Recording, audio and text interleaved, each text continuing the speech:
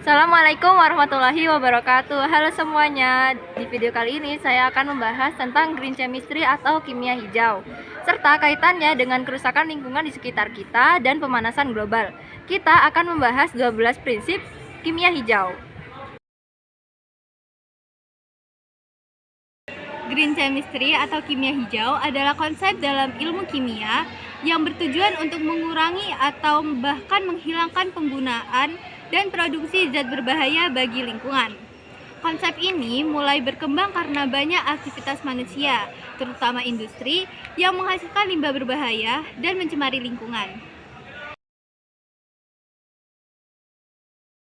Tujuan utama green chemistry adalah yang pertama mengurangi limbah berbahaya, yang kedua menghemat energi, yang ketiga menggunakan bahan yang lebih aman, yang keempat menjaga kelestarian lingkungan.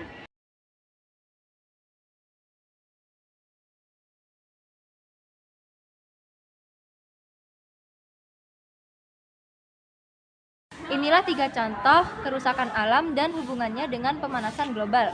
Yang pertama, pencemaran udara. Terjadi akibat asap kendaraan, pabrik, dan pembakaran bahan bakar fosil. Gas seperti karbon dioksida dan metana termasuk gas rumah kaca yang dapat menahan panas di atmosfer. Akibatnya, suhu bumi meningkat dan menjadi pemanasan global. Dampaknya, cuacanya ekstrim, gelombang panas, kualitas udara juga menurun. Setiap tahun, 7 juta orang meninggal karena polusi udara, tapi kita sering anggap enteng emisi. Emisi gas seperti CO2 dan NOx bukan cuma bikin udara kotor, tapi juga nyerang paru-paru kita.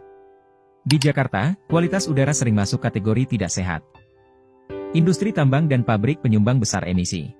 Tanpa regulasi ketat seperti pertek emisi, kita bakal hidup dalam kabut selamanya. Emisi bukan cuma soal izin, ini soal masa depan kita. Peduli sekarang atau sesal nanti. Yang kedua, ada deforestasi atau penebangan hutan. Hutan memiliki peran penting dalam menyerap karbon dioksida. Namun, penebangan hutan secara besar-besaran mengurangi kemampuan bumi menyerap gas rumah kaca. Akibatnya, yang pertama, kadar CO2 meningkat. Yang kedua, pemanasan global semakin cepat. Dan yang ketiga, habitat hewan menjadi rusak. Laju deforestasi turun signifikan terendah dalam 20 tahun terakhir. Deforestasi di Provinsi Kaya Hutan cenderung tetap tinggi dia, dan kalau secara tren panjang dia meninggi gitu ya. Provinsi Kaya Hutan dia turun dan habis.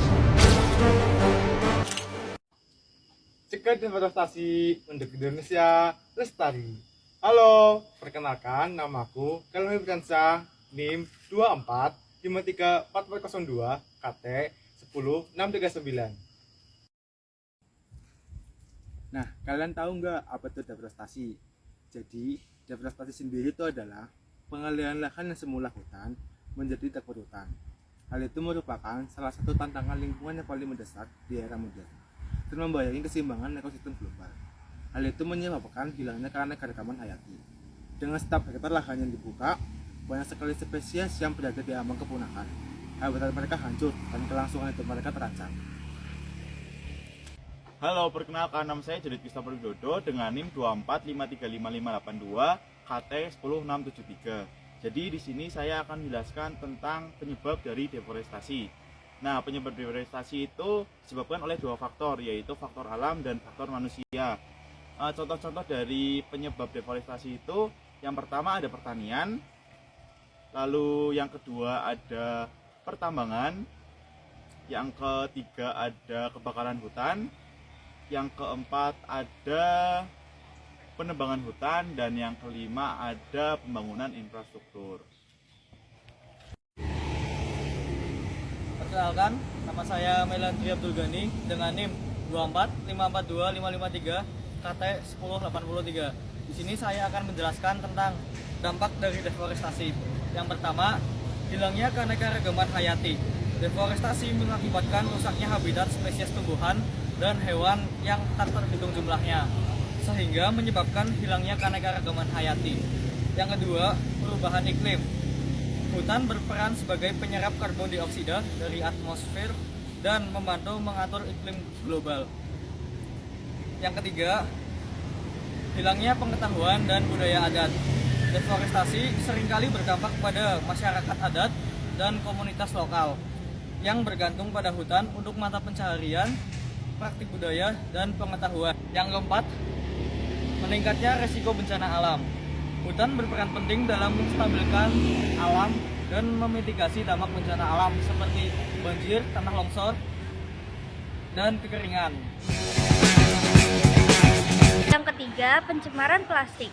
Sampah plastik sulit terurai dan bisa bertahan hingga ratusan tahun.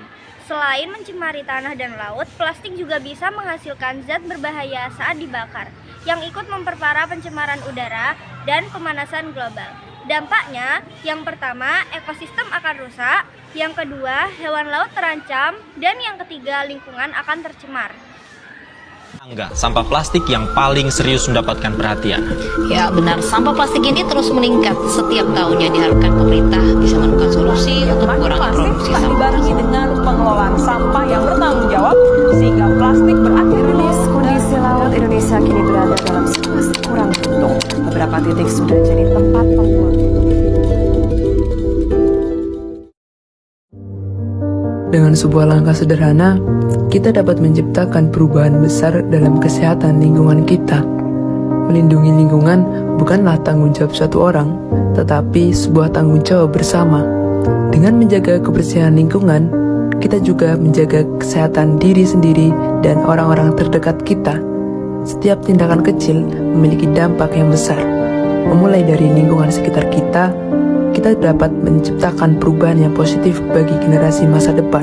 Mari berpartisipasi dalam menjaga kebersihan lingkungan untuk kesehatan kita bersama. Mulailah hari ini, jadilah bagian dari solusi untuk lingkungan yang lebih sehat.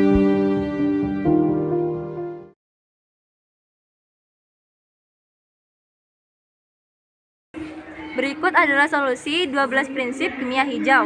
Yang pertama, pencegahan limbah atau prevention.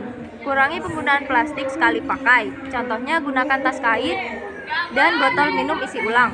Kedua, bahan yang lebih aman, safer chemicals. Gunakan bahan ramah lingkungan, contohnya deterjen biodegradable. Dah. Kenapa jemput? Gini, Cek.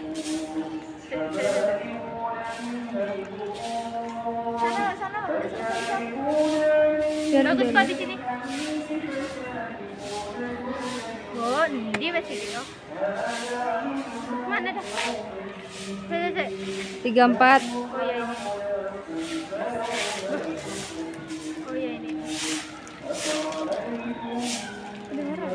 Biarin dah. Ketiga, ada efisiensi energi atau marah gini gak? Iya gitu.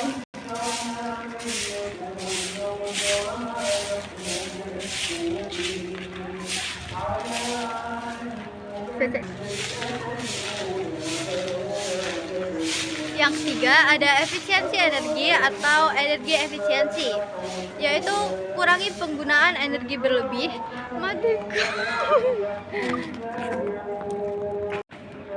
Yang ketiga ada efisiensi energi atau energi efisiensi, yaitu kurangi penggunaan energi berlebih. Contohnya matikan listrik pada saat tidak digunakan. Dan yang kedua, lewat mana mamiku? Yang ketiga ada efisiensi energi atau energi efisiensi, yaitu kurangi penggunaan energi berlebih. Contohnya matikan listrik pada saat tidak digunakan dan gunakan energi terbarukan seperti matahari. Yang keempat ada bahan baku terbarukan atau renewable feedstock, yaitu ganti bahan dari minyak bumi ke bahan alami. Contohnya plastik dari pati atau bioplastik. Gimana ini bilangnya? Langsung ke 56. Yang kelima. Yang kelima ada desain produk murah terurai. Mudah anjay. Maradu. Yang kelima ada mudah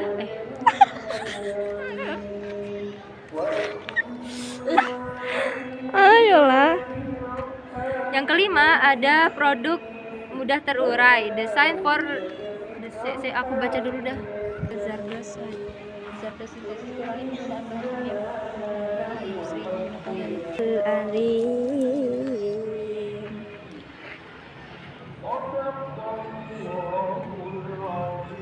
Yang kelima, ada desain produk mudah terurai.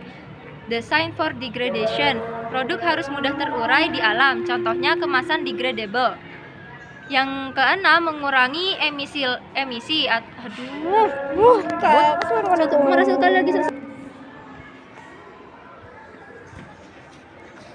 Yang kelima, ada desain produk mudah terurai atau design for degradation. Produk harus mudah terurai di alam, contohnya kemasan biodegradable. Dan yang keenam, mengurangi emisi atau less hazardous synthesis. Kurangi penggunaan bahan kimia berbahaya di industri.